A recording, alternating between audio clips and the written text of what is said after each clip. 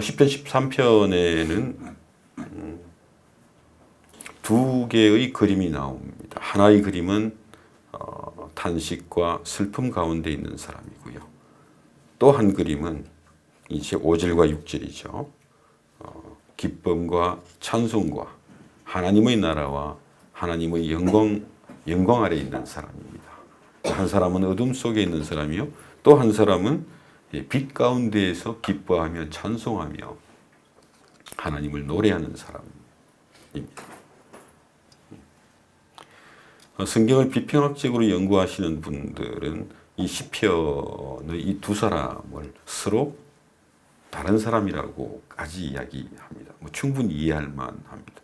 한쪽은 정말 이루 말할 수 없는 탄식과 고통과 슬픔 가운데 있고, 또 한 사람은 하나님을 향한 기쁨과 찬송과 영광 가운데, 빛 가운데 있는 거예요. 한 사람은 옛사람이요, 한 사람은 새사람이요. 또 한 사람은 옛 본성의 지배를 받고 있고, 또 한 사람은 새 본성의 지배를 받고 있다고 이야기할 수도 있습니다. 이 두 사람이 어떻게 생각하고 반응하고 있는지를 이 13편에서 이야기를 하는데, 이건 분명히 한 사람입니다. 성경 비평학자들의 입장에서는 두 사람인 것처럼 보이기도 하겠지만, 이거 두 사람이 서로 다른 시를 하나의 시로 합친 것이 아니라 이것은 바로 명백하게도 다윗의 시라고 하는 것입니다. 23편의 1절에서 어느 때까지라고 하는 말을 지금 4번 반복합니다. How long이죠. 어느 때까지, 언제까지라고 하는 그 한마디에 이 시편 기자의 절박함이 묻어나오지 않습니까? 어느 때까지 나를 잊으시며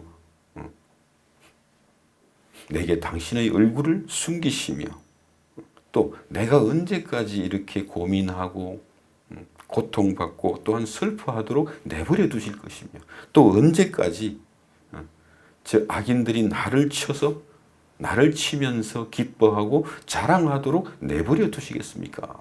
어느 때까지? 이 어느 때까지라고 하는 말이 너무나 절박하게 들려서 이 어떤 히브리어로는 뭐라고 하나 봤더니 아다 아나흐라고 하는 그 한마디 자체가 저에게 이렇게 아주 슬프게 들리더라고요. 아다 아나흐. 그러니까 아다 아나흐, 그걸 지금 4번 하고 있는 거거든요. 언제까지 나를 잊으시며, 잊으신다는 이 한마디 자체가 참 이렇게 어떤 하나님과의 관계에서 끊어져 버린 거죠. 그러니까 사랑하는 여자가 먼 나라로 여행을 갔어요. 또 여행을 갔거나 무슨 일로 갔습니다. 그런데 처음에는 서로 편지도 하고 소식을 주고받았어요. 그런데 언제부터인지 편지를 해도 소식을 전해도 반응이 없는 겁니다. 정말 이 사람이 이제는 나를 잊었나? 이제 그때의 고통 같은 것들이죠. 그냥 관계가 이제 그냥 끊어질지도 모른다라고 하는 어떤 그런 두려움과 고통이 있는 것처럼, 하나님 언제까지 나를 잊으시겠습니까? 언제까지 내게 응답하지 아니하시고, 언제까지 내게 당신을 나타내지 아니하시고, 언제까지 내게 하나님의 얼굴을 나타내지 아니하시렵니까? 하나님의 얼굴이라고 하는 것은 바로 하나님의 속성이죠. 하나님의 한결같은 사랑과 하나님의 자비하심과 하나님의 인자하심과 우리를 안아주시는 그 하나님의 얼굴, 그 얼굴이 이제는 보이지 않는 겁니다. 그러니까 어떻게 보면 하나님으로부터 응답이 없고 성령의 음성이 전혀 들리지도 않고 하나님과의 관계가 끊어진 것 같아요. 언제까지 나를 이렇게, 언제까지 나를 잊으시겠습니까? 이렇게 하나님 나를 잊으셨습니까? 라고.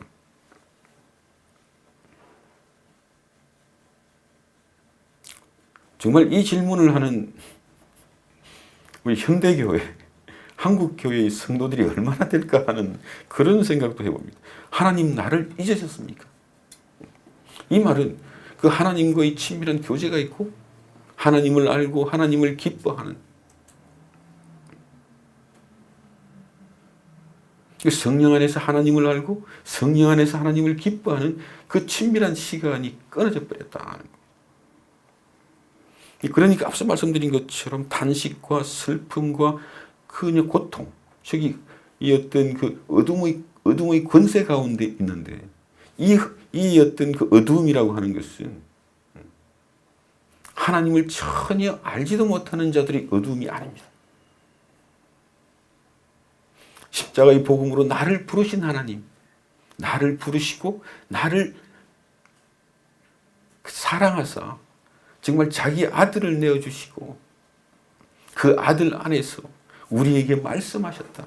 우리의 죄를 사실 뿐만 아니라 우리를 의롭다 하시고 우리를 기뻐하시며 우리에게 영광의 형상을 주시는 그날까지 우리와 함께 하시는 그 하나님을 찬송하고 기뻐했는데 이제는 내 인생이 고난 중에 있고 내 인생이 슬픔 중에 있다 보니까 하나님으로부터의 그 음성이 들리지 않는다.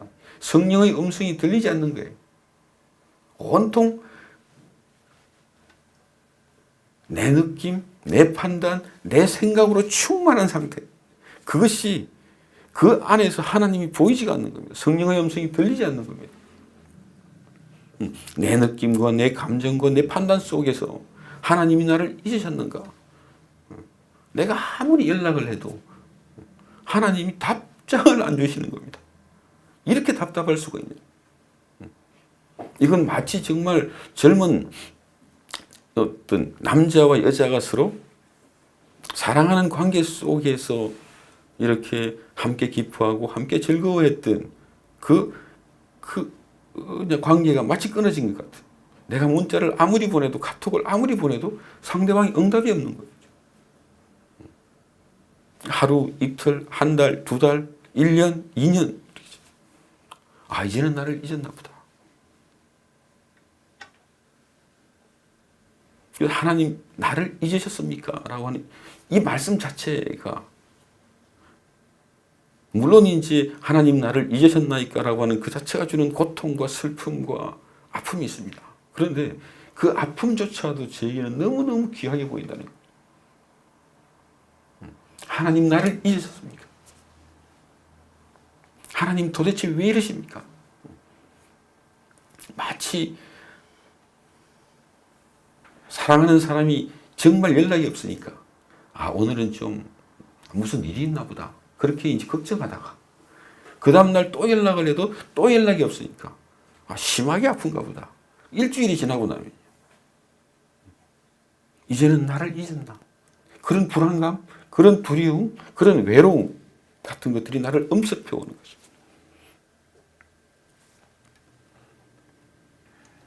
하나님이 나를 잊은 것 같아 이제는. 그 감정이, 그 생각이, 그 느낌이 나를 지배하고 있잖아요. 내 생각이죠.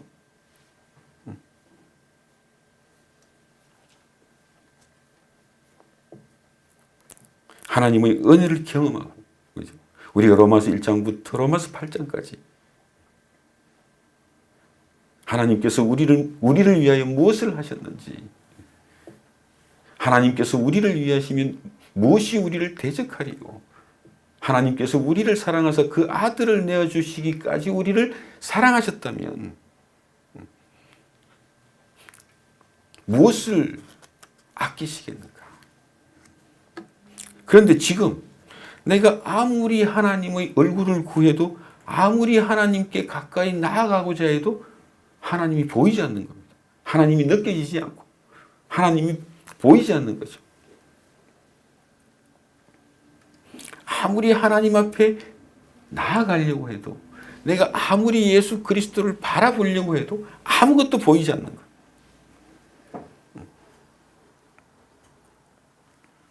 그런데 시편 49편에는 이런 말씀이 있습니다. 여인이 어찌 그 젖먹인 아이를 잊을 수가 있겠느냐. 하나님이 나를 잊은 것 같은데 여인이 어찌, 아니 여자가 어떻게 자기가 젖먹여 키운 아들을 잊을 수가 있겠느냐. 그 다음 말씀이 더 기가 막힙니다. 너는 나를 잊을지라도 나는 너를 잊지 않는다. 우리가 하나님이 나를 잊으신 것 같고 내가 아무리 하나님 앞에 나아가려고 해도 가까이 나아갈 수가 없어. 그 하나님의 영광과 그 하나님의 사랑 안에 휩싸여야 되는데 그래야 그 자리에서만 우리가 행복할 수 있는 사람들인데 아무리 하나님 앞에 나아가려고 해도 나아가지질 않고 아무리 예수 그리스도를 쳐다본다고 하는데 바라본다라고 하는데 예수님이 보이지 않는 겁니다. 그냥 그렇구나 하는 것밖에 없는 거죠. 그 자리에서 우리 성도들이 그 고통을 느끼고 또 그 자리에서 계속해서 고난이 밀려오고 환난이 밀려오고 두려움이 밀려오고 걱정이 밀려오는 거예요.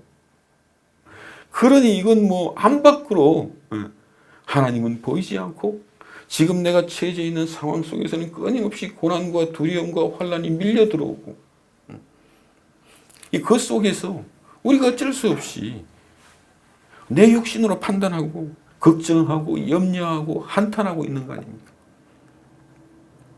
그 자리에서 이 음성도 한번 들어보십시오. 여인이었지 자기가 젖먹인 아들을 잊을 수가 있다. 너희가 나를 잊을지라도 나는 너희를 잊지 않으리라.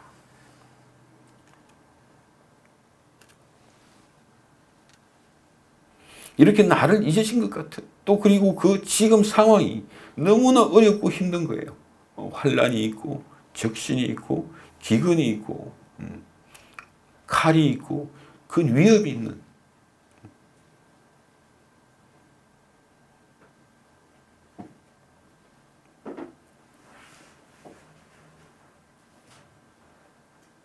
근데 정말 우리 현대 교인들 특히 이제 성경에 관한 지식이 있고 많은 설교를 듣는 우리 현대 교회의 성도들이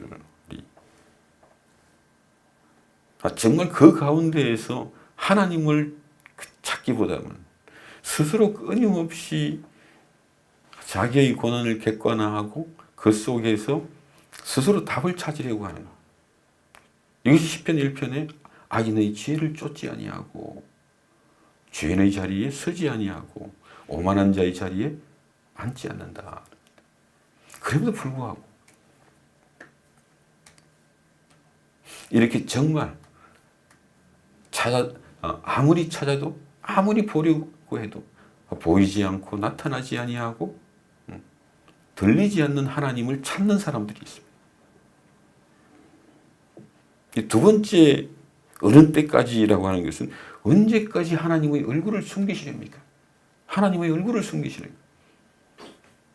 이건 우리 모든 성도들이 고통이에요. 북아프리카의 성자라고 하는 성인이라고 하는 어거스틴이죠. 아우구스투누스.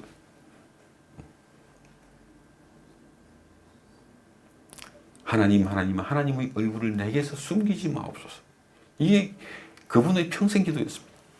하나님의 얼굴을 숨기시면 나는 아무것도 아닌 겁니다. 아무것도 아니에요. 그냥 죄인이요. 그 죄 가운데에서 살다가 죽는 그야말로 그 불행한 인간밖에 안 되는 거예요.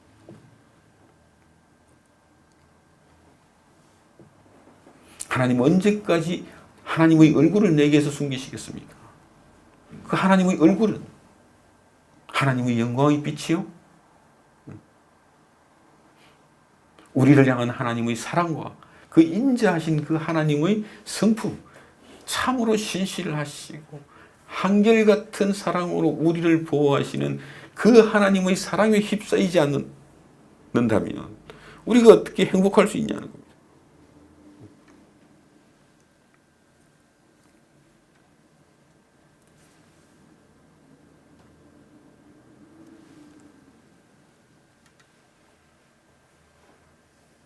그렇게 이렇게 앞서 말씀드린 것처럼 단식과 슬픔 가운데 있는 사람인데 어둠 속에 있는 사람인데 인생의 참으로 이 캄캄한 밤에 있는 사람인데 캄캄한 밤에만 있는 게 아닙니다. 그게 중요한 거예요. 하나님을 알고 하나님을 믿는 믿음이 있는 거예요. 그 믿음으로 말미암아 이 어둠 속에서 탄식하고 있는 거죠. 하나님을 찾고 있는 겁니다. 정말 사랑하는 사람이 먼 나라로 갔는데 아무리 연락해도 소식이 없고, 이제는 이 사람이 나를 잠시 잊은 것이 아니라 나와 관계를 끝내기로 작심했구나. 그런 생각이 들면 막 절망이 그 절망 가운데 절망하지 아니하고 기다리고 찾고 구하고 있는 겁니다. 이것이 하나님과 우리의 관계예요. 내 눈에는 보이지 않아요. 하나님이 보이지 않고 하나님이 내게 하나님의 얼굴을 완전히 감췄어요. 그럼에도 불구하고 어느 때까지 하나님께서 하나님의 얼굴을, 그 선하신 얼굴을 내게서 숨기시겠나이까? 그저 이렇게 우리 육신이라고 하는 것은 그냥 나름대로 모든 고난에 적응하면서 스스로 만족하기를 이렇게 추구하는 사람들이거든요. 그런데 정말 이렇게 성경 말씀 그대로 그런 상태에서 고난이 오고 환난이 있고 적신이 있고 기근이 있고 공고함이 있고 칼이 있고 그 위협이 있다면 이제는 그걸로 만족 못하죠. 그래서 지금 찾고 있는 겁니다. 하나님을 보지 않고는 내가 내 인생의 적신 가운데 고난 가운데 환난 가운데 칼의 위협 속에서 살아남을 수가 없기 때문이다.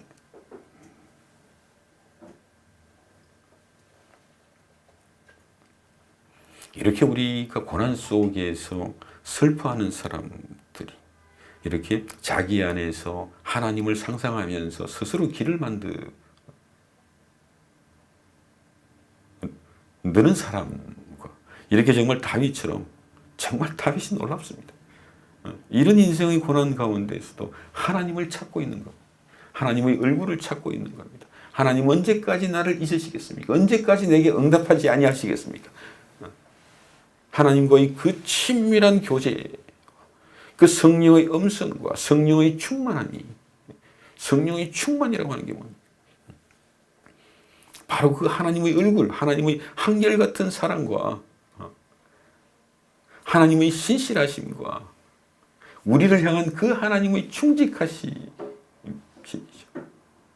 그 십자가 예수 안에 나타내신 그 하나님의 말씀이 내 전 인격이 반응하고 있는 거잖아요.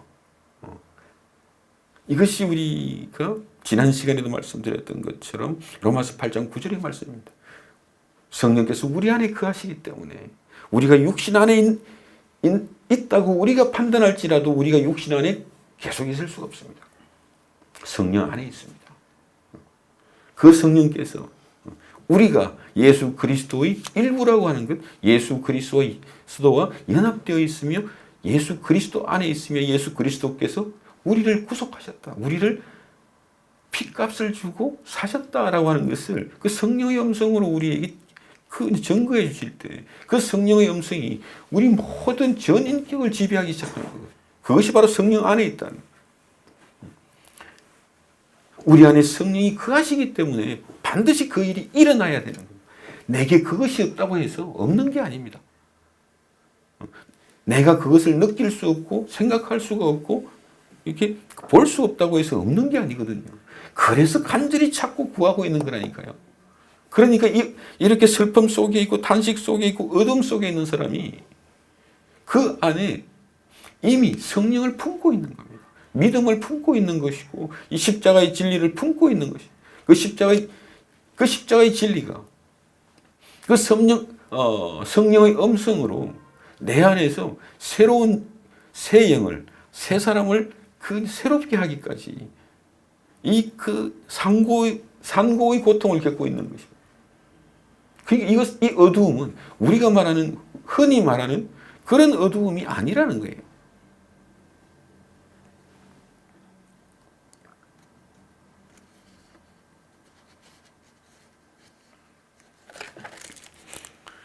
그 다음 세 번째 어느 때까지 입니까? 라고 하는 것은 이렇게 이제 2절입니다. 나의 영혼이 번민하고 종일토록 마음에 근심하기를 내가 어느 때까지 해야 됩니까? 이 하나님 앞에 나와서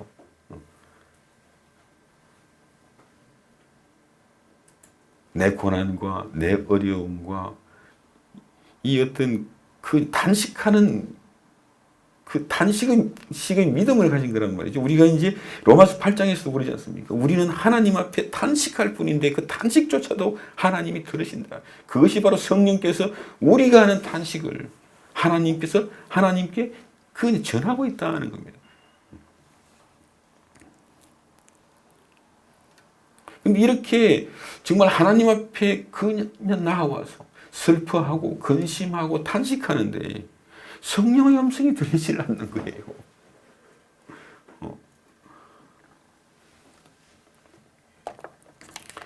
그렇게 되면 그냥 대부분의 사람들이 자기 속에서 그냥 자기와 대화를 시작합니다. 시편 42편에는 스스로 불안해하며 낙심하는 사람의 이야기가 나옵니다. 그게 우리 옛사람의 기질이라고 하는 것은 자기와의 대화를 계속합니다. 이건 이제 자기를 성찰한다라고 하는 어떤 그 명목으로 그렇게 하죠. 계속해서 근심하고 슬퍼하는데 자기 속에서 슬퍼하고 자기 속에서 그냥 슬퍼하니까 시편 42편의 기자는 이렇게 말합니다. 내 마음이 상하였도다. 내 마음이 상하였도다. 그러니까 이게 무슨 말인가? 이제 원어를 찾아보면 내가 내 마음을 나에게 쏟아붓고 있다. 이 참 이제 오묘하게 표현을 하는데 내 마음의 항아리에 내 걱정과 근심과 염려와 불평과 원망을 쏟아붓고 있다는 것. 이것이 내 마음이 상했다. 왜? 내 모든 탄식과 이 슬픔과 괴로움을 내가 내 마음의 항아리에 계속 쏟아붓고 있는 거예요. 그리고 그게 없어지지 않죠. 계속 증가할 뿐입니다. 내 마음의 항아리에 이 슬픔이 계속 올라가는 겁니다. 그리고 괴로움이 계속 증가할 뿐이에요. 그런데 시편 62편에는 무슨 말이 나오냐면 하나님 앞에서 내가 내 마음을 쏟아내었나이다. 왜냐하면 하나님이 나의 피난처가 되셨기 때문에 그렇습니다. 내가 하나님 앞에서 내 괴로움을 쏟아내면 그 하나님은 나의 피난처가 되시고 그 안에서 믿음과 소망과 사랑이 나타납니다. 그래서 하나님이 나의 피난처가 되시는 거예요. 하나님이 나의 피난처가 되신다라고 이 말을 할 수 있는 사람은 하나님 앞에 내 마음, 내 괴로움, 내 슬픔을 쏟아내는 사람입니다. 내가 하나님 앞에서 내 마음을 쏟아내었기 때문에 하나님이 나의 피난처가 되는 것이지 내가 내 마음의 항아리에다가 쏟아놓으면 하나님하고는 전혀 상관이 없습니다. 그러니 이 시편 기자 이 한마디 한마디가 정말 우리 인생의 고난을 통해서 어떻게 하나님이 성도를 위로하시는가. 이게 보이지 않으면요. 고린도후서 1장이 아예 열리질 않습니다. 우리의 모든 고난을 통해서 우리를 위로하신 그 하나님의 위로를 가지고 내가 너희를 위로하지 않았냐. 이 위로라고 하는 말이 무슨 말인지가 보이지 않는 겁니다.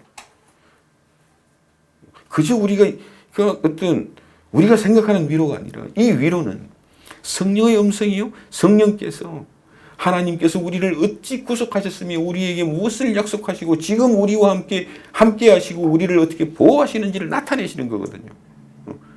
그것이 뭐예요? 그 바울과 그 사도들의 고난 속에서 그 하나님의 위로로 말미암아 사도들이 일어서고 그걸로 말미암아 하나님 앞에 산자로 담대하게 일어서는 그 안에서 예수와 함께 승리자로 일어서는 거거든요. 예수님이 개선장군의 모습으로 나타나셨기 때문에 그 개선장군의 뒤를 따라가는 예수님의 포로된 모든 자들이 바로 그 승리의 향기를 맡고 있는 거예요.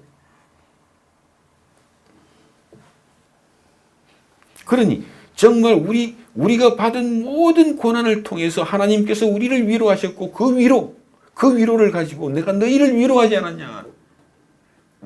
얼마나 놀라운 말씀입니다. 그러니까 고린도 사람들이 사도라면 하나님의 축복을 받은 사람이라면 당신의 인생이 그렇게 어렵고 힘들 리가 없다. 지금 그런 생각으로 사도 바울을 바라보고 있으니까 바울 사도가 하는 말이 그렇게 놀라운 말을 하고 있는 거예요. 우리 모든 사도들이 하나님의 제자들이 그 인생을 통해서 받은 고난을 통해서 하나님께서 우리를 위로하셨고 바로 이 시편 기자하고 똑같은 이야기를 하고 있는 겁니다. 그 위로를 가지고 내가 너희를 사랑하였고 내가 너희를 위로하였고 내가 너희를 보살폈고 내가 너희를 위하여 충성을 다하지 않았냐. 내 목숨을 내어놓을 만큼 그렇게 충성을 다하지 않았냐고 얘기하는 거예요. 그런데 고린도 사람들이 그렇게 바울을 평가하는 그 시각으로 우리가 우리 인생을 평가하고 있으면 어떻게 되겠습니까? 내가 이렇게 정말 고생이 많고 부족하고 연약하고 죄가 많은 거 보니까 하나님이 나를 좋아하지 않으시는가 보다. 내가 하나님의 사람이라면 내가 이렇게 죄가 많고 내가 이렇게 내 인생을 통해서 이렇게 많은 고난이 있을 턱이 있냐. 그게 고린도 사람들이 바울을 배척하고 쫓아내면서 했던 말입니다. 다윗의 인생의 이 수많은 고통을 통해서 하나님께서 우리를 위로하고 계시고 이 시편 기사를 보세요. 앞서 말씀드린 것처럼 슬픔의 사람이요 탄식의 사람이요 괴로움의 사람이요 그야말로 하나님 앞에서 마치 쫓겨난 것 같은 사람, 어둠 속에 있는 사람인데 어둠이 아니에요. 하나님이 다윗에게 주신 그 하나님의 위로가 있었고 하나님과의 친밀한 교제가 있었고 하나님을 아는 생명을 가진 사람입니다. 우리가 십자가 예수를 알고 그 예수 안에서 성령께서 우리에게 그 십자가 예수를 전하실 때 하나님이 우리를 부르셨어요. 하나님이 하나님의 영광을 위하여 우리를 부르셨고 부르신 그들과 함께 하시며 그 아들의 영광을 주실 때까지 우리와 함께 하시며 우리를 보호하시며 우리를 견인하시며 우리를 지키신다는 겁니다. 그런데 이렇게 우리 인생이 적신을 만나고 고난을 만나고 가난을 만나고 환난을 만나고 칼의 위협을 만나게 되면 우리 또한 우리 육신에 너무나 충실한 사람이 되는 게 그게 그렇게 하지 말자는 이야기가 아닙니다. 누구나 사도들도 정말 이렇게 바울 사도도 인생 고난을 만나잖아요. 아시아에서 정말 나는 그때 살 소망을 잃어버렸다. 살고 싶지 않았다는 이야기입니다. 그런 자리에서 바울 사도도 다윗처럼 하나님 나를 잊으셨나이까? 하나님이 내게 멀리 계십니까? 왜? 그때는 하나님의 얼굴이 내 온 인격이 그 하나님의 얼굴을 보지 아니하면 살아날 수가 없어요. 그때는. 그런 인생 고난의 현장에서는 정말 그 하나님의 얼굴이 나타나고 하나님의 사랑이 나타나고 하나님의 은혜가 은혜로 나타나지 않는 그 성령의 음성이 우리 인격을 지배하지 않으면 우리는 그 고난에 잡혀 죽는 거거든요. 그러니 정말 중요한 말씀드리겠습니다.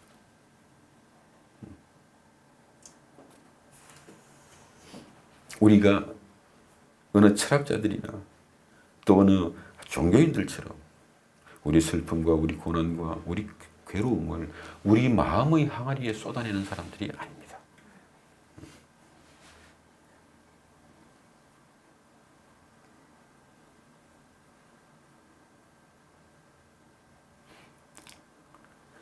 내 괴로움을 내 마음의 항아리에 쏟아놓고 울고 탄식하고 절망하고 낙심하는 사람들이 아니라.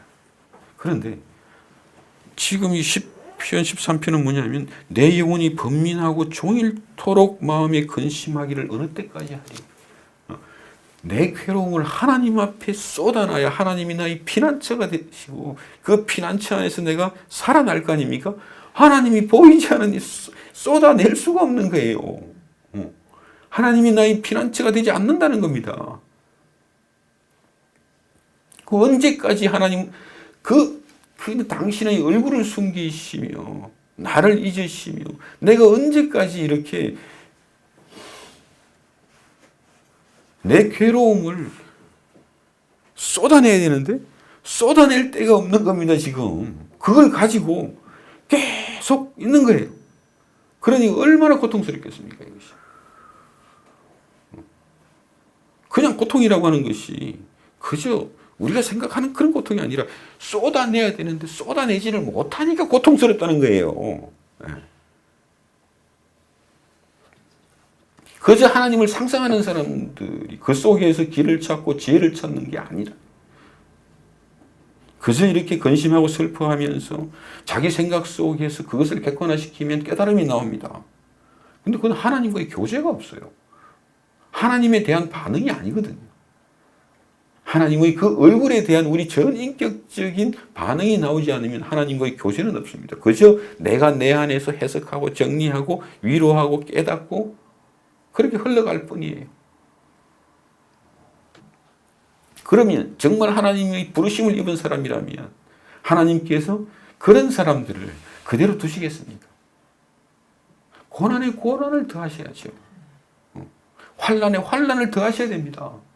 왜냐하면 그 고난을 통해서 이 하나님과의 친밀한 교제를 회복하고 하나님을 아는 지식이 내 안에 생명으로 회복되어야 되는 거거든요. 지금 이 어떤 환경의 문제가 아니라는 거예요. 우리는 나를 괴롭게 하는 환경만 쳐다보고 있지만 이 시편이 지금 그런 흐름으로 가지 않습니까? 시편 22편에서 이야기를 했고 시편 3편과 시편 4편과 시편 5편과 지난주에 시편 11편을 했습니다.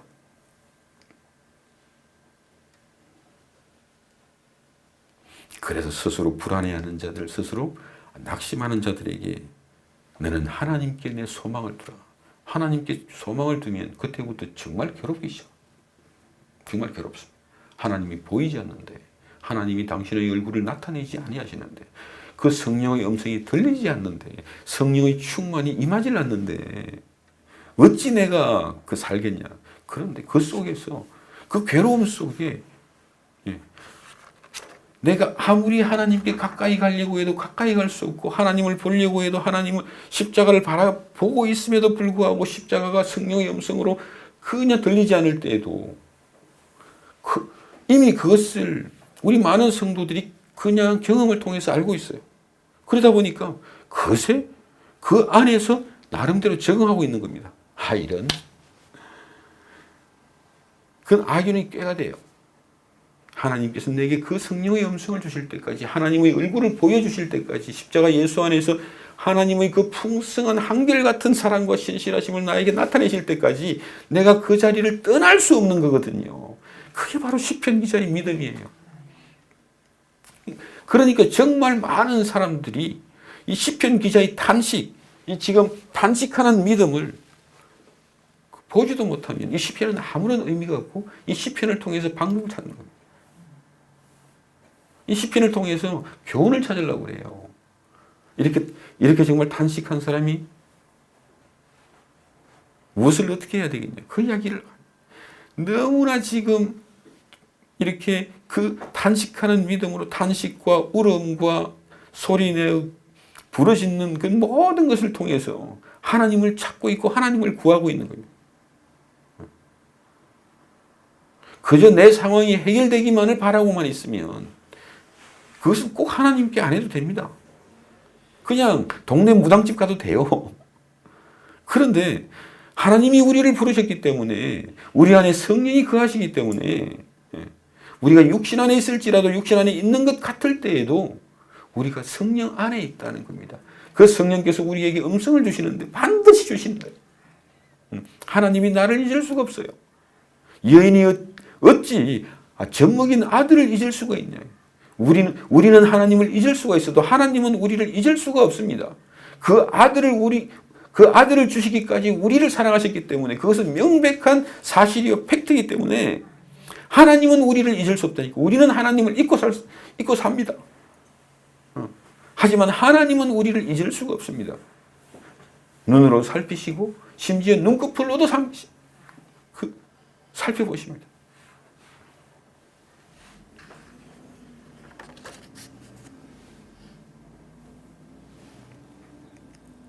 우리가 우리 자신과 대화하고 있으면 늘 절망밖에 안 나옵니다. 그건 이제 우리 자신과의 대화를 통해서 우리가 얻는 유일한 결론은 죽고 싶다는 겁니다. 살 소망이 없다 하는 겁니다. 그래서 하나님과 대화를 해야 되고 하나님을 보고 하나님의 음성을 들어야 되고 그 하나님의 얼굴을 봐야 되는 거거든요. 근데 그게 보이지 않는다고 해서 금세 옆길로 새버립니다. 또 우리가 얼마나 많은 지식이 있고 얼마나 많은 소리들이 있습니까? 그렇게 하다 보니까 옆길로 새도록 이끄는 소리들이 얼마나 많습니까? 그러나 하나님을 봐야 돼요. 어디로 가든지 간에 이 하나님의 음성을 들어야 되고 하나님의 얼굴을 봐야 되고 이 십자가 예수 안에서 우리에게 계시하신 그 하나님의 말씀이 우리 안에 생명으로 역사하도록. 그래서 한 번 더 말씀드립니다. 내가 내 괴로움을 내 마음의 항아리에 쏟아내는 것은 아무런 의미가 없습니다. 그저 잠깐 내 마음의 카타르시스가 일어날 뿐입니다. 그러나 정말 시편 62편에서 이야기하는 것처럼 하나님 앞에서 내 마음을 쏟아내요. 그 하나님이 보이지 않는다면 반드시 하나님은 우리를 잊을 수가 없기 때문에 우리를 지금 보세요. 하나님 언제까지 나를 잊으시렵니까? 하나님 언제까지 하나님의 얼굴을 내게 숨기시겠습니까? 그 말 안에 믿음이 들어와 있잖아요. 결코 그럴 수는 없습니다. 우리가 하나님 앞에서 하나님의 마음을 쏟아내야 비로소 하나님이 나의 영원한 피난처가 되십니다. 그래서 여호와는 나의 피난처요라고 하는 말이 정말 그 앞에서 내 괴로움을 쏟아내고 내 외로움과 두려움을 쏟아냈을 때 하나님이 정말 나의 튼튼한 요새가 되는 거거든요. 네 번째 아다 아나 언제까지는 이제 내 원수가 나를 치며 자랑하기를 언제까지 하오리까. 내 원수가 나를 치면서 즐거워하고 기뻐하고 아니 그런 모습을 언제까지 하나님 내버려 두십니까? 이게 바로 한나의 기도거든요. 브린나로부터 한나가 얼마나 서러움을 당합니까? 그때 한 말이 있습니다. 언제까지 저 원수가 나를 짓밟고 모욕하고 때리고 치면서 스스로 즐거워하는 것을 하나님 그대로 보시겠습니까? 그만. 우리 이제 사회 실패한 사람들이 이 친구들이 자기를 조롱하고 무시하고 또 친구들끼리 뭐 친구라기보다 사업하는 사람들끼리 이제 그 어떤 중요한 모임을 하는데 이제는 안 불러준단 말이죠. 왜냐하면 돈도 없고 사업에 실패한 놈이니까. 그 주변에 어떤 그 싸늘한 시선 같은 것들이 있습니다. 참 비참한 상황이 되는 거죠. 정말 이렇게 마귀가 악한 영들이 밤마다 나를 쥐고 흔들 때에도 정말 이 모습이거든요. 언제까지 저놈들이 나를 짓밟고 치며 즐거워하는 것을 하나님 그대로 두고 보시겠습니까? 정말 세상이 조롱하는 것 같고 주변 모든 시선들이 나를 무시하고 그냥 외면하는 것 같고 악한 영들이 나를 쥐고 흔드는 것 같고 그런 비참한 그 상황 속에서 한나가 기도하는 것처럼 언제까지 니언이 나를 괴롭히는 것을 하나님 그대로 보시겠습니까? 그게 나. 지금 이렇게 내 원수가 나를 치며 기뻐하고 자랑하는 것을 하나님 언제까지 보시렵니까? 참 강력한 기도 아닙니까?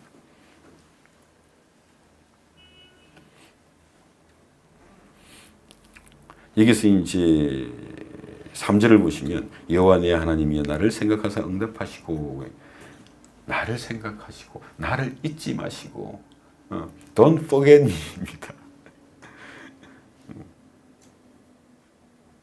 나를 잊지 마시고 나를 기억하시고 나를 생각하사 나에게 응답하소서. 나에게 말씀하시고 나에게 당신의 얼굴을 나타내소서라고 이야기합니다. 나의 눈을 밝히시고 두렵건대 내가 사망의 잠을 잘까 하며 이제는 내가 좀 번역이 이 부분도 조금 이상해요. 내가 내 눈을 뜰 수가 없습니다. 내가 하나님 앞으로 찾아가고자 해도 하나님을 볼 수가 없고 하나님을 보고자 해도 볼 수가 없습니다. 하나님께서 내 눈을 뜨게 하옵소서.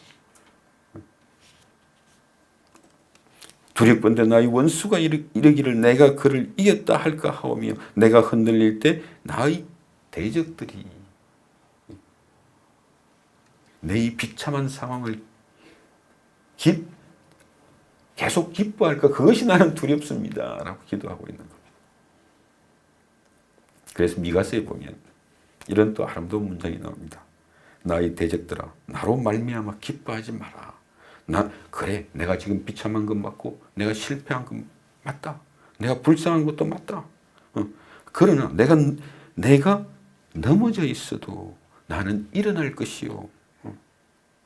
여호와로 말미암아 나는 분명히 일어난다는 것을 나는 안다.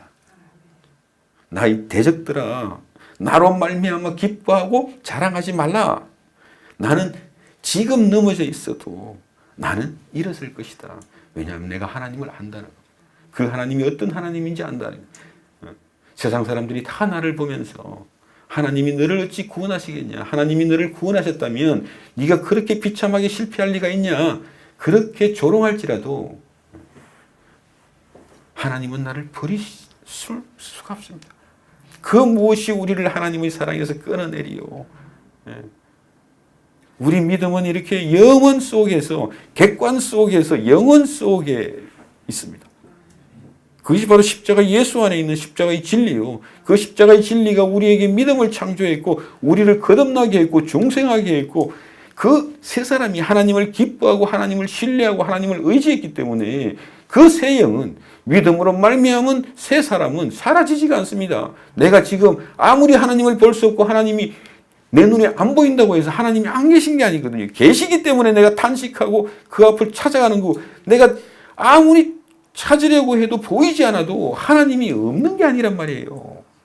그러니까 앞서 말씀드린 이 슬픔과 탄식 그 안에 믿음이 들어있어요. 그래서 이 어두움은 그냥 아무것도 없는 어둠이 아닙니다.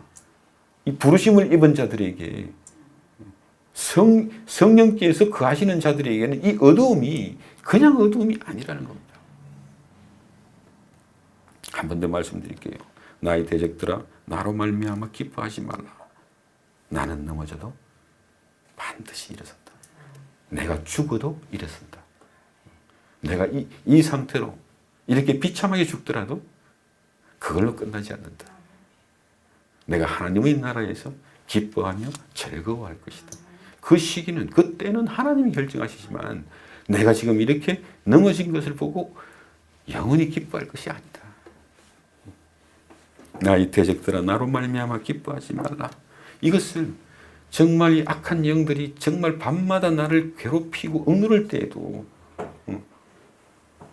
나의 대적들아 내 이렇게 울고 불안해하고 두려워 떠는 모습으로 너희는 기뻐하지 말라.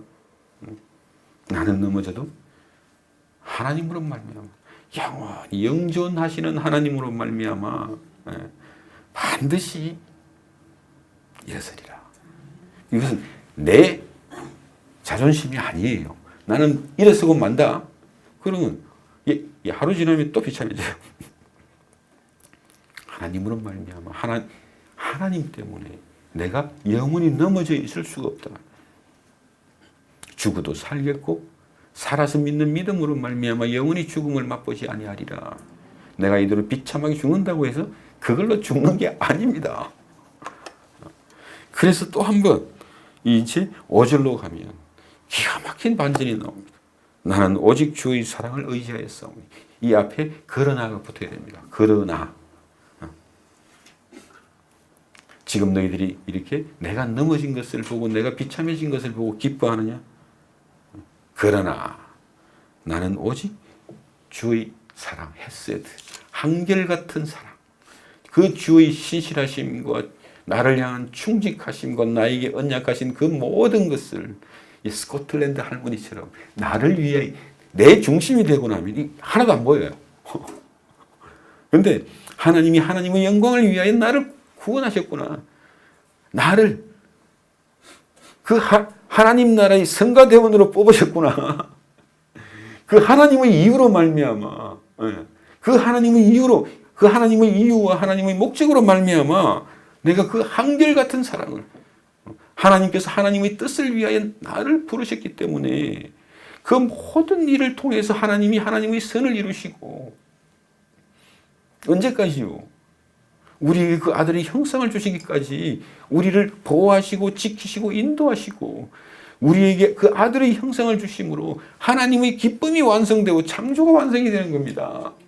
그게 보이면, 그러나 나는 오직 우리 주님의 그 십자가 예수 안에서 우리에게 밝히 나타내신 그 하나님의 신실하심과 그 하나님의 한결같은 사랑과 하나님의 완전한 보호하심을 내가 믿고 의지한다는 게, 그 믿음이 나오잖아요, 여기서. 그러니까 이 반전이 되는 겁니다. 나는 오직 주의 사랑을 의지하여 싸우니 나의 마음은 기뻐합니다. 나를 구속하신 주님을 기뻐합니다. 주께서 나를 위하여 죽으심으로 말미암아 나 또한 주님의 죽음 안에 죽은 거거든요. 내가 율법에 대하여 죽임당했다. 율법이 더 이상 나를 정죄할 것이 없고, 죽음이 나를 더 이상 주장할 것이 없고, 어두움이 나를 주장할 것이 없습니다.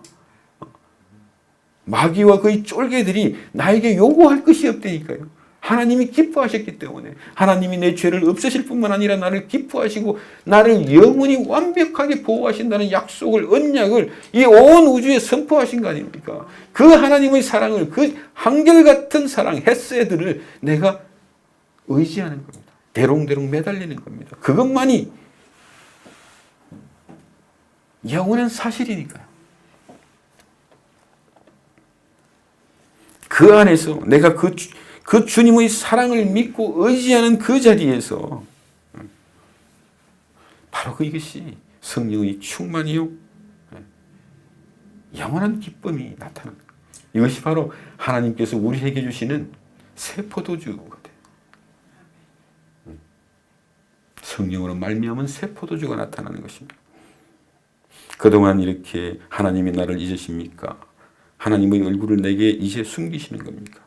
정말 이렇게 내가 어려운데 내 어려운 상황 속에서 하나님이 나를 이제 쳐다보지도 아니하시고 관심도 없으시고 그래 봐주지 아니하시는 겁니까? 내 생각과 내 판단이 죽어버리는 것이 아닙니까? 옛 본성의 죽음이 나타나고, 이것이 자기 부인이라고 합니다.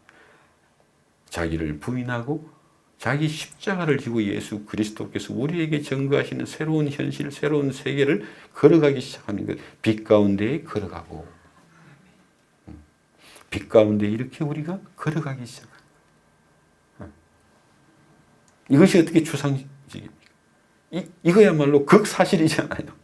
그 하나님의 영광이 임하고 하나님의 사랑이 보이는데 어찌 우리가 빛 가운데에 살고 생각하고 빛 가운데에 빛으로 생각하고 빛 가운데 걸어가고 빛 가운데 행동하고 빛 가운데서 하나님을 찬송하고 기뻐하지 않습니까? 이것이 바로 하나님의 나라, 은혜 아래에 있다는 겁니다. 하나님이 통치하시는 전혀 새로운 나라. 그렇게 하나님의 판단, 하나님께서 말씀하신 그 하나님의 판단이 이 십자가 예수 안에서 나를 향한, 세상을 향한 하나님의 뜻과 하나님의 계획과 하나님의 공의와 하나님의 사랑이 동시에 나타나고 있는 겁니다. 하나님의 진노와 하나님의 사랑이 동시에 나타나고, 하나님의 진노하심과 하나님의 자비하심이 동시에 나타나고 있잖아요. 그래서 내가 그 안에서 이제 믿음으로 말미암아 이제 결단하기 시작합니다. 그것이 내가 주를 기뻐하리라. 내가 주를 기뻐하는 그 자리에서, 이 믿음의 결단으로 말미암아 주를 기뻐하는 그 자리에서 옛사람의 완전한 죽음과 나를 두렵게 했던 그 세상의 풍랑이 잠잠. 예수께서 갈릴리 그 바다에서 말씀하신 그대로 예수님이 나타나시니까 갈릴리 바다의 그 무섭고 두려웠던 풍랑이 잠잠해지는 것처럼 바로 우리 인생 속에서 바로 이 일이 나타나는 겁니다. 사도 바울에게 이 일이 나타나는 겁니다. 내 모든 고난을 통해서 나를 위로하신 하나님이 나타나는 겁니다. 그러니 이것을 통해서 우리가 비로소 하나님과 친밀한 교제가 지속되는 겁니다.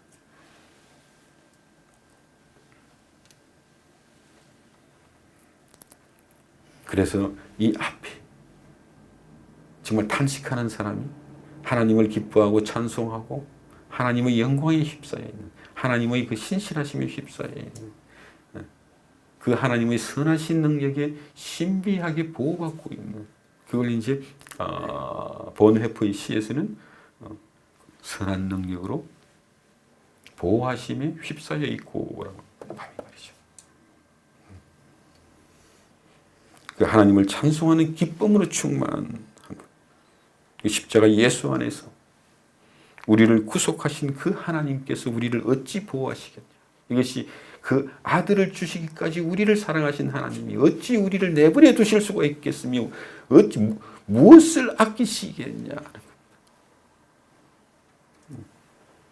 정말 영광의 형상을 주시기까지, 그리고 하나님 나라의 기업을 우리가 상속하는 그날까지 하나님은 하나님의 뜻을 위하여, 하나님의 영광을 위하여 그 성도들을, 그 자녀들을 포기할 수가 없습니다. 근데 내가 포기한 것 같으니까, 하나님이 나를 잊은 것 같으니까 그 안에서 탄식하고 슬퍼하는 겁니다. 그러니까 어둠은 어둠인데 그 불신자들의 어둠이 아닌 거예요.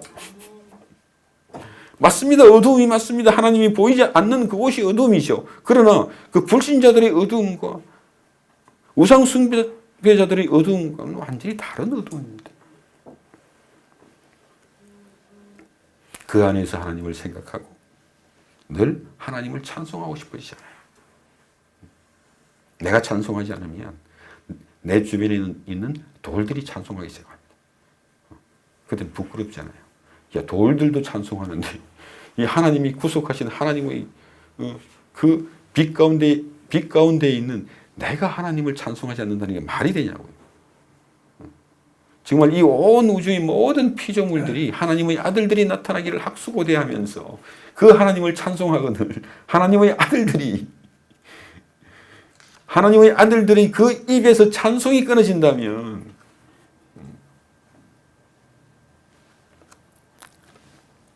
그래서 우리가 이 10편 13편을 통해서 우리의 고통과 슬픔에 대한 정직한 탄식이라고 하는 거죠. 아유, 이 고난의 문제만 오면 동네 귀신들이 다 모여드는 것 같아요. 다 나를 속이려고 하는데 정말 정직한 탄식을 하는 거예요. 하나님 앞에서 안 보이면 안 보인다고 해야 되고, 안 보이기 때문에 내가 괴로운 거고, 봐야 살 거 아니냐고요. 안 보이면 보일 때까지 구하는 겁니다. 구하라 그리하면 주실 것이요. 주실 때까지 구할 수 있는 것은 바로 하나님이 나를 구속하신 그 하나님. 그러니 이 정말 정직한 탄식이 무언가 내가 그냥 깨달은 것처럼, 아는 것처럼, 객관화시켜서 이해한 것처럼 아무 소용이 없습니다.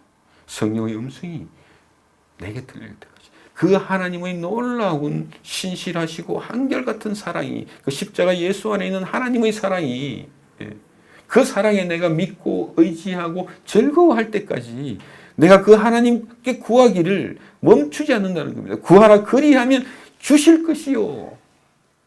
하나님은 주실 수밖에 없어요. 그것이 바로 스코틀랜드 할머니의 신앙인 겁니다. 하나님이 나를 버리신다고? 그래, 하나님이 나를 버리시면 나는 내 인생은 끝나는 거죠. 근데 그걸로 끝나지 않습니다.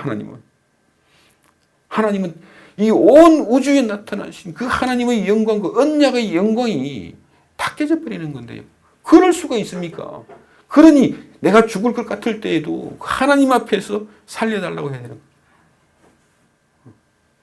정말 그 자리에서 우리가 그렇게 사람의 꾀를 쫓지 아니하고 죄인들과 함께 죄인의 자리에서 고민하는 사람들이 아닙니다. 오만한 자의 그 자리에서 편안하게 눕고자 하는 사람들도 아닙니다. 하나님을 묵상하고 하나님을 즐거워하는 사람들. 이것이 우리가 왜 정말 우리가 행복하다고 느끼는 것, 바로 시냇가에 옮겨 심겨진 나무이기 때문에 그렇구나라고 하는 것을 보게 되는 것입니다. 그러니 시편 주제가 시냇가에 옮겨진 나무 맞습니다. 예수께서 산 위에 올라가셔서 마음이 가난한 자들은 복이 있나니, 그 마음에 슬픔이 있고 애통함이 있는 자들은 복이 있나니. 정말 그렇게 비참한 신분의 비참한 심정으로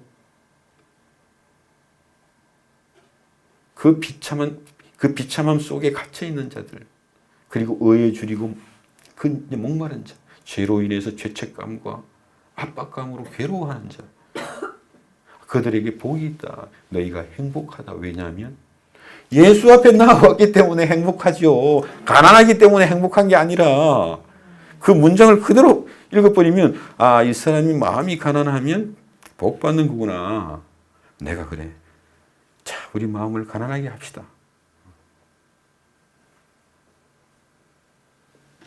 말이 안 되잖아요. 이 사람들이 지금 어디 와 있어요? 산 위에 올라와 있어요. 예수 앞에 나와 있어요. 그러니까 예수께서 그들을 축복하고 계신 겁니다. 마음이 가난한 자들아, 마음이 슬프고 애통한 자들아, 마음이 이렇게 막 깨질 것처럼의 그 어떤 그 격심한 통증, 그걸 애통하다라고 하는 거거든요. 그렇게 비참하고 낮고 천하고 못난 자들, 그렇게 스스로를 판단하고 생각하고 있는 자들, 의에 줄이고 목마른 자들, 하나님이 나를 죽이실 것 같고, 하나님이 나를 미워하실 것 같고, 하나님이 더 이상 나와 함께하지 않을 것 같다고 생각하는 그들이 예수를 찾아온 겁니다. 예수를 바라보고 있는 것이고요. 산 위에 올라왔어요. 예수님의 말씀을 듣기 위해서. 그러니 그들을 복이 있다고 하죠. 그들이 이제 예수로 말미암아 마음이 청결한 자가 될 것이요, 화평케 하는 자가 될 것이요, 내 이웃을 사랑하는 자가 될 것이요, 핍박을 받아도 그 핍박 속에서, 고난 속에서 하나님과의 친밀한 교제로 말미암아 하나님께 영광 돌리는 사람이 될 거라는 겁니다. 그게 하나님을 사랑하는 자, 그 이웃을 사랑하는 자, 하나님이 나를 사랑하시는 것처럼 내가 내 이웃을 위해서, 내 가족과 형제를 위해서, 내 주변 사람들을 위해서, 멀리 있는 우상 숭배자들을 향해서 그들을 사랑하는 마음이, 그들로 인해서 내 마음이 끊어질 것 같고 내 마음이 애통한 자들, 그들 때문에 내가 슬프고 그들 때문에 내 마음이 끊어지는 자들, 내 인생 문제만 가지고 조금 되면 좋아하고 안 되면 떨어지. 이거 하나님, 에이. 정말 내 주변 사람들이 그 인생을 슬퍼하고, 내가 얼굴도 모르는 참 먼 나라에 있는 그 우상 숭배하는 자들을 위해서 기도하는 사람들, 하나님이 나를 사랑하셨기 때문에 그 사랑으로 내 마음이 아파하는 자들, 그 사람들이 바로 하나님과의 친밀한 교제 속에서 평생을 살아가는 사람들입니다. 하나님을 사랑하라, 내 이웃을 사랑하라. 하나님을 사랑하는 자들이 내 이웃을 위해서 아파하고 고통당하고 애통해하는 자들, 그들에게 하나님의 사랑 안에서 나올 수가 없어요.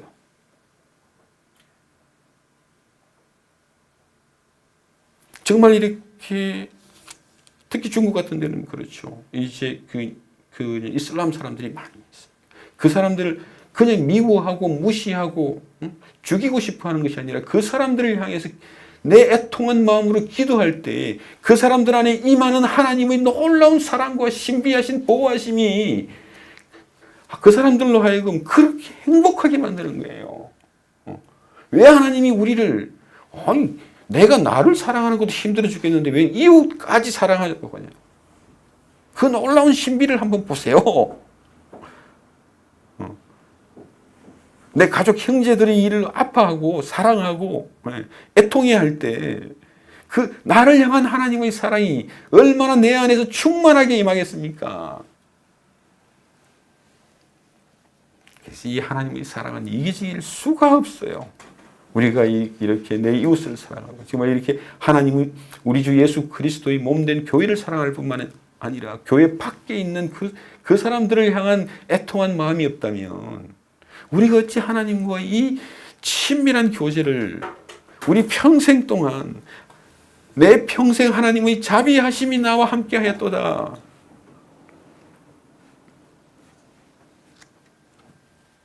그래서 지난 시간에도 말씀드린 것처럼 코람데오라고 하는 것은 반드시 쿵데오가 되는 겁니다. 내가 하나님 앞에 섰다면 내 평생 하나님과 함께 하는 것입니다.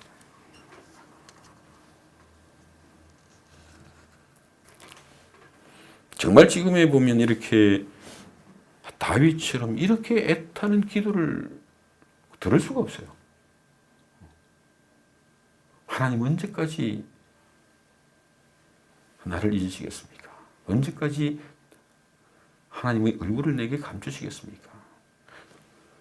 하나님과의 그 은혜 교제가 이미 끊어졌는데, 이전에 물론 뭐 하나님과의 첫사랑이라고들 이야기하죠. 한국 교인들은 이미 하나님과의 관계가 끊어졌고 하나님과의 교제가 끊어졌고, 그러면 당연히 그 속에서는 고통과 갈등과 혼란이 있어야 되는 건데, 그 속에서 잘 견디는 것 같아요. 10년, 20년, 30년씩이나. 그런 분들에게 말씀드립니다.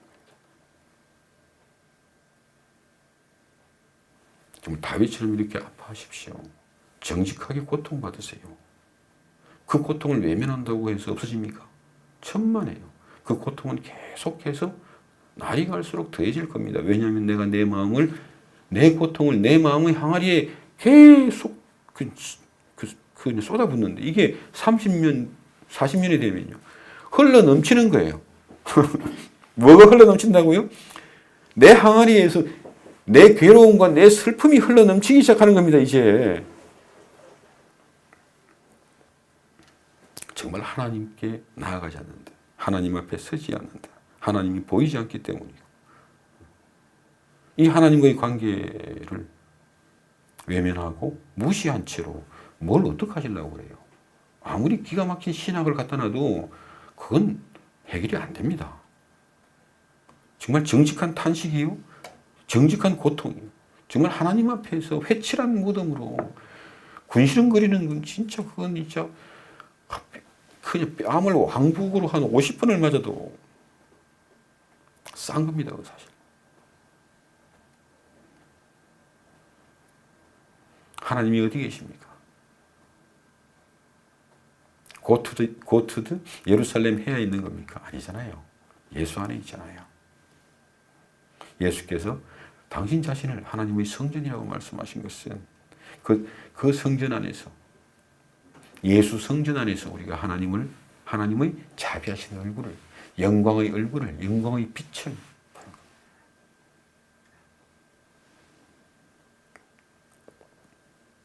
그래서 또 한 번 말씀드립니다. 우리 마음의 고통이 있다면 그 고통을 내 마음의 항아리에 쏟지 마십시오. 하나님 앞에서 쏟아내야 비로소 하나님이 나의 피난처가 되십니다. 하나님이 보이지 않는다면 하나님께서 나에게 보여주실 때까지 기다리고 찾는 겁니다. 그게 바로 믿음이 되는 거거든요.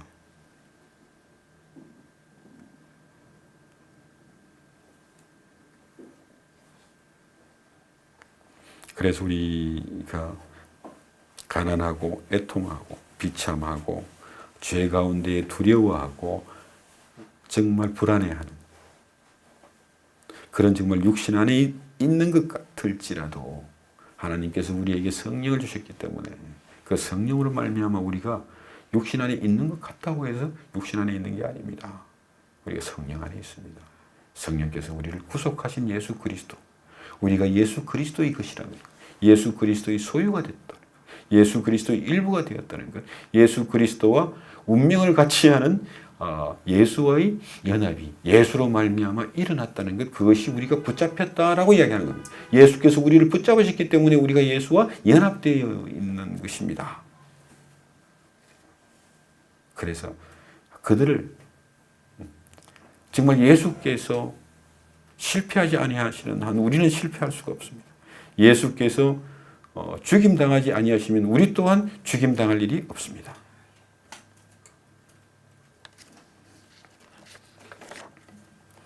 제가 금방 이렇게 예수와 하나 된 자들의 기쁨이라고 하는 것을 생각하면서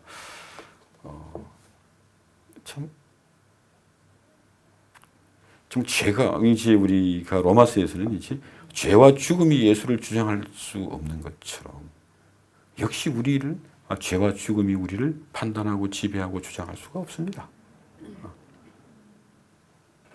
예수께서 하늘 보좌에 앉아 계시기 때문에 이 세상의 고난이 정말 예수를 해칠 수가 없습니다.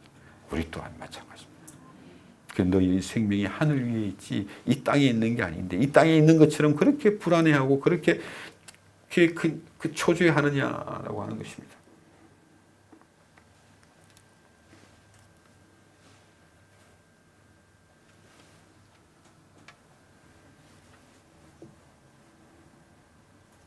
그래서 정말 예수 안에서 우리가 성령의 음성을 듣고 그 성령의 음성은 나를 구속하신 예수를 증거하시는 것. 내가 예수 그리스도의 것이라고 하는 것을 증거하시는 것이죠. 그래야 비로소 시편 기자의 말씀대로 내 영혼아 평안함으로 돌아가라. 그 예수 그리스도의 얼굴 안에서 하나님의 얼굴을 보는 것이죠. 한결같은 사랑과 신실하신 사랑을 보는 겁니다. 하나님의 그 충성스러움을 보고 그 안에서 우리도 시편 기자들처럼 내 영혼아 이제 평안함으로 집으로 돌아가라. 이것이 이제 성전에 나와서 모든 화목과 희생의 제사를 다 드리고 하나님께서 기쁘게 받으셨을 때 대제사장이 하는 말입니다. 이제는 평안함으로 집으로 돌아가라.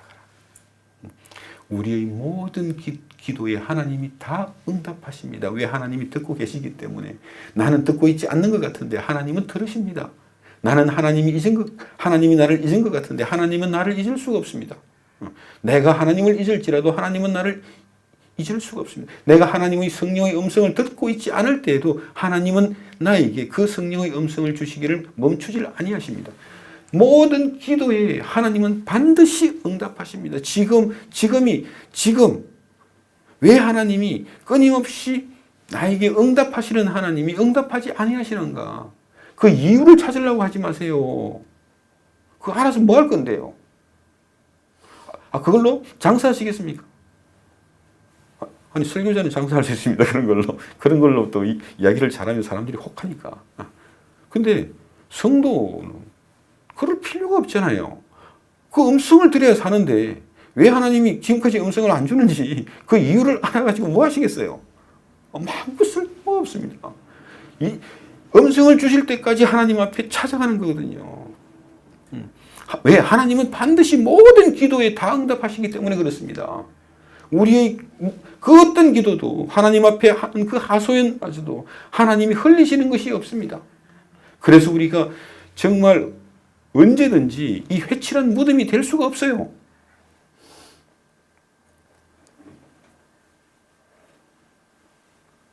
그래서 이 하나님의 이 십자가의 진리와 십자가에 나타내신 하나님의 그 한결같은 사랑으로 말미암아 그 사랑이 우리 안에 믿음을 새롭게 하죠. 새 사람을 새롭게 합니다. 그래서 새 사람은 양식을 먹어야 사는 겁니다. 오늘도 일용할 양식을 주옵시고 오늘도 일용할 양식을 주옵소서. 먹어야 살거든요. 왜냐하면 새 사람이라고 하는 것은 한 번 깨닫는 걸로 쭉 가는 게 아닙니다. 이건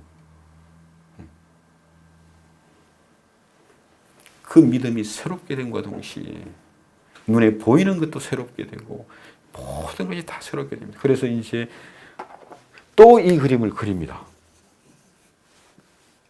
이 인생이 이 하나님의 한결같은 그 사랑에 합류해 버려 휩싸여 들어가 버려. 여기는 굴곡이 있을 수가 없습니다. 늘 이 인생을 살고 있잖아요. 이건 오직 은혜로 인한 내 안에 있는 믿음밖에 없습니다. 이것이 믿음의 그 결단이기도 합니다. 하나님을 찬송하리라. 그 하나님의 사랑에 믿고 의지한 결과로 이제는 내가 하나님을 찬송하리라. 그 믿음의 결단으로 말미암아 자기를 부인하고 자기 십자가를 지고 예수 그리스도를 쫓아가는 이 길, 나를 붙잡고 있는 그것을 향하여 쫓아가는 길이 되는 거예요. 이 인생은요. 성도는 이 인생을 살 수가 없어요. 그래서 내가 언제 어디선가 지금 이렇게 그냥 육신에 갇혀 있을지라도 갇혀 있을 수가 없다니까요. 이 인생은 고통이 되기 때문에 반드시 은혜로 말미암은 믿음으로 이쪽으로 뛰어들게 되어 있습니다. 이 안에서 이 모든 인생이 다 부인돼 버리는 거거든요. 해체되기 시작한다니까요. 나는 오직 주의 사랑을 의지하였사오니. 그러나 이제 성령께서 우리에게 나타내신 그 십자가의 사랑에 내가 의지하고 믿는 그 믿음으로 말미암아 나를 구속하신 나의 주인 되신 그 예수 그리스도 안에서 하나님을 찬송하는 것입니다. 내가 여호와를 찬송하리니 이는 주께서 내게 은혜를 베푸셨습니다. 그 은혜를 베푸신 그 아들을 주시는 그 은혜를 베푸신 하나님이 무엇을 아끼시며 무엇을 감추시며 무엇을 나를 잊으실 수가 있겠습니까? 절대로 그럴 수는 없구나. 그것을 보는 이렇게 고난 중에 내 인생의 적신 가운데 고난 속에서 하나님을 찬송하는 믿음이 일어나지 않고는 내 눈앞에 있는 고난이 사라지지 않습니다. 사라지면 안 됩니다. 성도가 아니 절에 가서 한 10일 기도했더니 위태위태하던 사업이 회복됐어요. 그럴 수 있겠습니까? 만약에 그랬다면 하나님과 상관이 없는 것이죠. 하나님은 결코 그러실 수가 없습니다. 그 적신과 환난과 기근이 멈추시면 안 되죠. 기근에 적신을 더하시고 적신에 환난을 더하시고 환난에 공고를 더하실 수밖에 없는 거 아닙니까? 그러나 나는 그 고난 가운데 십자가 예수 안에서 우리에게 나타내신 그 하나님의 사랑에 휩싸여 들어가는 것, 그 사랑을 의지하고 그 사랑을 믿고 신뢰함으로 나를 구속하신 그 하나님의 놀라운 사랑을 찬송하리라. 왜요? 주께서 나 같은 것을 위하여 그 아들을 주셨고 그 아들을 십자가에 죽으심에 내어주셨고 그 안에 십자가 예수 안에서 내 죄를 형벌하셨고 진노하셨고 심판하셨고 정죄하심으로 나를 그 모든 죄에서 구출해내셨구나. 그렇게 그 아들을 주시기까지 나를 사랑하신 그 하나님이 그 십자가 예수 안에서 언약하신 대로 성령을 우리에게 주셨고 나를 부르셨고 그 십자가 예수 안에서 나를 의롭다 하셨고 의롭다 하신 우리에게 이미 성령을 주셨기 때문에 그 아들의 형상을 주신 것입니다. 이제 그 아들의 형상을 입을 날까지 하나님이 하나님의 영광을 위하여 우리를 어떻게 보호하시겠습니까? 그러니 예수 그리스도의 죽음 안에 우리의 생명이 있고 우리의 영원한 종말의 미래가 있지 않습니까? 그 안에 하나님의 신비로운 보호하심이 있습니다. 하나님의 선하신 능력에 우리가 휩싸여 있다. 그 선한 능력으로 신비롭게 보호되고 있음을 기도하시면서 성찬 준비하시겠습니다.